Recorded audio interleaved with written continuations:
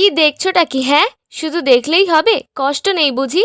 মাকে জিজ্ঞেস করেছিলাম, দরজাটা বড্ড খালি খালি লাগছে, কি করা যায় বলো তো মা? মা এক কথায় জবাব দিল, রাধাকৃষ্ণের ছবি আঁকতে পারলে আঁক, না হয় আমার দরজায় একটাও দাগ কাটবি না, যেমন আছে থাক। শুনে তো চিন্তায় পড়ে গেলাম।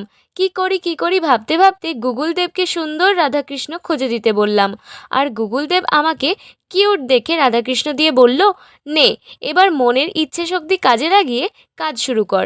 তাই আমিও আর দেরি না করে দরজায় আগে পেন্সিল দিয়ে ড্র করে নিয়েছি, তারপর কালার করতে শুরু করেছি। কাজটা শুরু করেছিলাম সকাল 10টা থেকে, আর দুপুরবেলা লাঞ্চ করার সময় ব্রেক নিয়ে আবারও লেগে পড়লাম কাজে। ঠিক করেছিলাম আজকের মধ্যেই শেষ করব।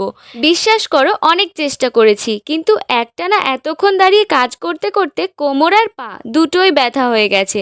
আর সন্ধেও হয়ে গিয়েছিল, তাই এইটুকু কালার করে বাকিটা ইনকমপ্লিট রেখে ছাদের ওপর থাকা রং ও তুলি সমস্ত রকম সরঞ্জাম গুছিয়ে নিলাম। খুব তাড়াতাড়ি পুরোটা কমপ্লিট করে তোমাদের সাথে শেয়ার করব। তো stay tune for the next video. So wait for the part 2।